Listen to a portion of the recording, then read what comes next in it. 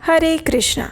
कहा जाता है कि जब आप श्रीमती राधा रानी का नाम लेते हैं तो भगवान श्री कृष्ण का ध्यान अपने आप ही आपकी ओर मुड़ जाता है, और जहाँ पर भगवान श्री कृष्ण का नाम लिया जाता है वहाँ पर श्रीमती राधा रानी का ध्यान स्वतः आकृष्ट हो जाता है, क्योंकि राधा रानी और भगवान श्री कृष्ण में कोई भेद नहीं है। भगवान की अंतरंगा शक्ति, उनकी आह्लादिनी शक्ति, ऐसी श्रीमती राधा रानी का आविर्भाव दिवस यानी राधा अष्टमी का महापर्व, जो कि बस कुछ ही दिनों में आने वाला है। प्रत्येक वर्ष भाद्रपद मास के शुक्ल पक्ष की अष्टमी तिथि के दिन राधा अष्टमी का महापर्व मनाया जाता है। उस दिन उनका विशेष अभिषेक किया जाता है और इस्कॉन के कृष्ण बलराम मंदिर में वर्ष में सिर्फ एक बार राधा रानी के चरण दर्शन हो पाते हैं। ऐसा अत्यंत पवित्र और मंगलमय दिन राधा अष्टमी बस कुछ ही समय में आने वाला है। तो चलिए आज के इस वीडियो में हम जानते हैं कि इस बार राधा अष्टमी पर्व कौन से दिन आएगा और इस दिन के शुभ मुहूर्त कौन से रहेंगे,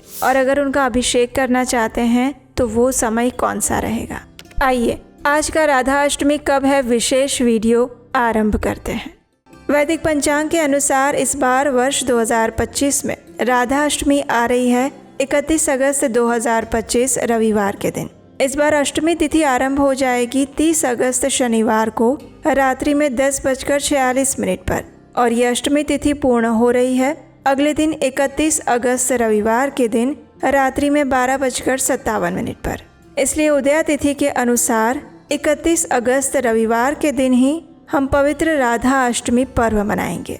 राधा अष्टमी के दिन राधा रानी का अभिषेक करने के लिए मध्याह्न काल में शुभ मुहूर्त प्राप्त हो रहा है, दोपहर 11:05 से लेकर 1:38 के बीच में, और इस प्रकार पूजा के लिए कुल समय अवधि हमें प्राप्त होगी 2 घंटे 33 मिनट की। राधा अष्टमी के दिन प्रातः ब्रह्म मुहूर्त का समय रहेगा सुबह 4:29 से लेकर 5:14 के बीच में, और सूर्योदय होगा सुबह 5:59 पर।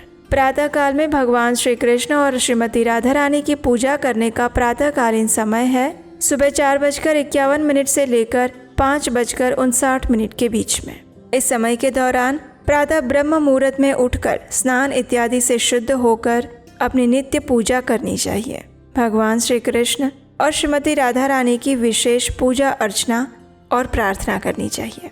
संध्या के समय में सूर्यास्त का समय रहेगा शाम 6:44 पर, और संध्याकालीन पूजा करने का समय है शाम 6:44 से लेकर 7:51 के बीच में।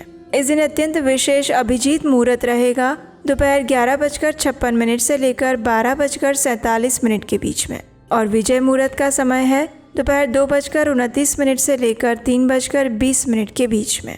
इसी दिन से विशेष महालक्ष्मी व्रत भी आरंभ हो रहा है, और इसी दिन को दुर्वा अष्टमी के नाम से भी जाना जाता है। इस दिन विशेष अनुराधा नक्षत्र रहेगा शाम 5:27 तक, जो कि किसी भी शुभ कार्य के लिए अत्यंत मंगलकारी बताया गया है। इस दिन भद्रा का वास रहेगा सुबह 5:59 से लेकर 11:54 के बीच में, लेकिन भद्रा का वास स्वर्ग में है और इसलिए ये समय अशुभ नहीं माना जाएगा। इस समय के दौरान भी शुभ कार्य किए जा सकते हैं। इस दिन राहु काल का समय रहेगा शाम 5:08 से लेकर 6:44 के बीच में। राहु काल के इस समय में कोई भी शुभ कार्य पूजा अर्चना नहीं करनी चाहिए। राधा अष्टमी श्रीमती राधा रानी का पावन प्राकट्य दिवस है, और हमारे वैदिक शास्त्रों में कहा गया है कि श्रीमती राधा रानी सभी जीवों की सर्वव्यापी माता है। वे भगवान श्री कृष्ण की अंतरंगा शक्ति हैं, श्री कृष्ण की आनंद शक्ति, जिन्हें संस्कृत में आह्लादिनी शक्ति भी कहा जाता है, जो भगवान श्री कृष्ण के दिव्य आनंद को सदैव बढ़ाती हैं। जो मनुष्य भगवान श्री कृष्ण की विशेष कृपा और उनकी भक्ति प्राप्त करना चाहते हैं, उन्हें अवश्य ही इस राधा अष्टमी के दिन श्रीमती राधा रानी की विशेष श्रद्धा पूर्वक पूजा आराधना करनी चाहिए, क्योंकि श्रीमती राधा रानी ही है जो हमें भगवान श्री कृष्ण की अनन्य भक्ति प्रदान कर सकती हैं।